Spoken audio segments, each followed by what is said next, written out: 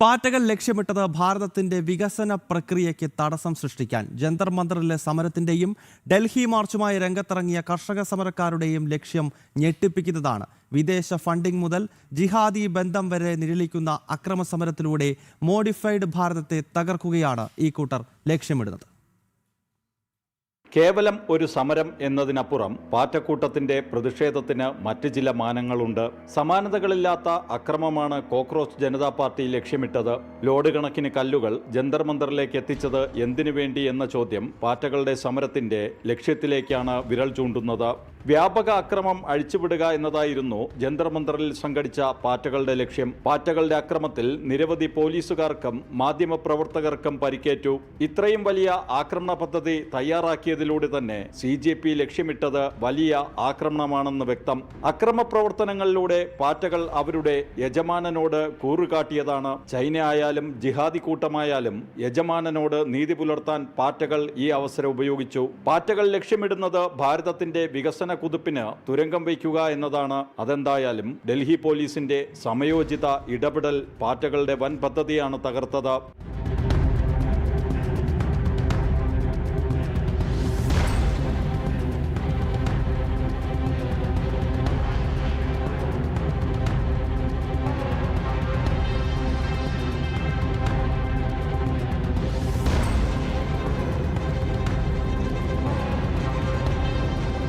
രാജ്യതലസ്ഥാനത്ത് അക്രമം അഴിച്ചുവിടുന്നതിന് പിന്നിൽ കേവലം രാഷ്ട്രീയ ലക്ഷ്യങ്ങൾ മാത്രമല്ല എന്നുറപ്പാണ്. രാഷ്ട്രീയ ലക്ഷ്യമാണെങ്കിൽ ഈ സമരം പ്രതിപക്ഷ പാർട്ടികളുടെ സഖ്യമായ ഇന്ത്യ സഖ്യമാണ് നയിക്കേണ്ടത്. എന്നാൽ ഇതങ്ങനെയല്ല.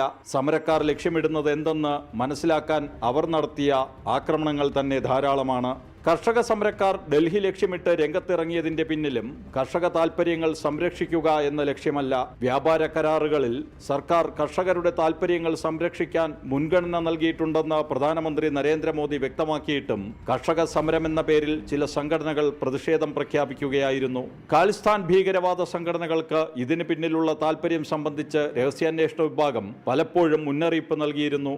അതുകൊണ്ട് തന്നെ രാജ്യതലസ്ഥാനത്ത് ചോരപ്പുഴ ഒഴുക്കാൻ പദ്ധതിയിടുന്നതിന് പിന്നിൽ വിദേശ ഫണ്ടിംഗ് അടക്കം ഘടകമാവുകയാണ്. ലഡാക്കിൽ നിന്നും സോനം വാങ്ചുക് ഡൽഹിയിലെത്തി നടത്തിയ നിരാഹാര സമരത്തിന് പിന്നിൽ അദ്ദേഹത്തിന് ബന്ധമുള്ള NGOയുടെ സാമ്പത്തിക താൽപ്പര്യങ്ങളും അന്വേഷണ വിധേയമാക്കേണ്ടതാണ്.